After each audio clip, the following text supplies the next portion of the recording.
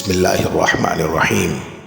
لاکھوں درود اس پاک نبی پر جن کے صدقے ہم ان کی امت میں شامل ہیں۔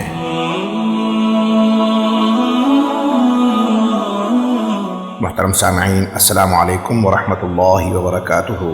سورہ یوسف میں اللہ تعالیٰ نے حضرت یوسف علیہ السلام کے واقعہ کو ذکر فرمایا ہے اور اسے احسن القصص یعنی بہترین قصہ کہہ کر پکارا ہے۔ اس صورت میں اللہ تعالیٰ نے یوسف علیہ السلام کے دیکھے ہوئے خواب کا ذکر بھی کیا ہے، جس کے مطابق یوسف علیہ السلام نے اپنے والد سے فرمایا، میں دیکھتا ہوں کہ 11 ستارے، چاند اور سورج مجھے سجدہ کرتے ہیں۔ مفسرین فرماتے ہیں کہ یہ رات جمعے کی رات تھی اور شب قدر تھی۔ حضرت قتادہ رضی اللہ تعالی عنہ کے مطابق اس خواب کی تعبیر یوسف علیہ السلام کے 11 بھائی اور سورج والد، جبکہ چاند سے مراد والدہ ہیں۔ اس سجدے کو مفسرین سجدہ تعظیمی سے تعبیر دیتے ہیں۔ بعض مفسرین کہتے ہیں کہ یہ سجدہ سجدہ اطاعت تھا۔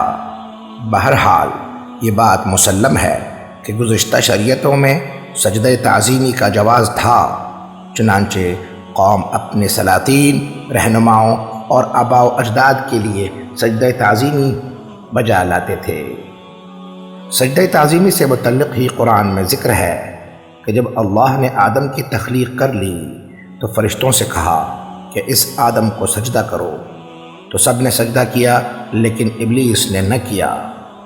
واضح رہے کہ سجدہ تعظیمی کو شریعت محمدی میں ممنوع قرار دیا گیا، جس کی دلیل رسول صلی اللہ علیہ وسلم کی وہ حدیث مبارکہ ہے جب صحابہ کرام رضی اللہ تعالی عنہ نے آپ صلی اللہ علیہ وسلم سے اس بابت اجازت چاہی کہ ساری قومیں اپنے محسنین کے سامنے سجدہ تعظیمی بجا لاتے ہیں اور آپ صلی اللہ علیہ وسلم ان سے زیادہ حقدار ہیں، کیوں نہ ہم بھی تعظیماً ایسا ہی سجدہ کیا کریں، لیکن آپ صلی اللہ علیہ وسلم نے اجازت نہ دی۔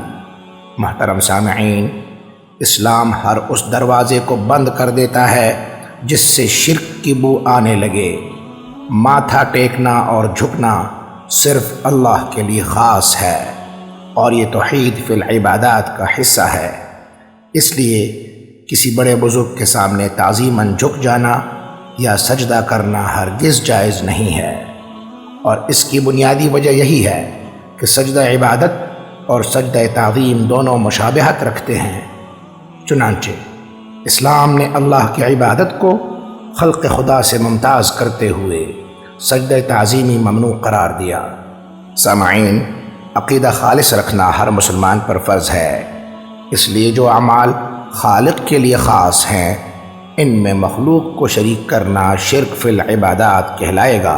اللہ ہمیں اپنے عقائد خالص رکھنے کی توفیق عطا فرمائے، آمین۔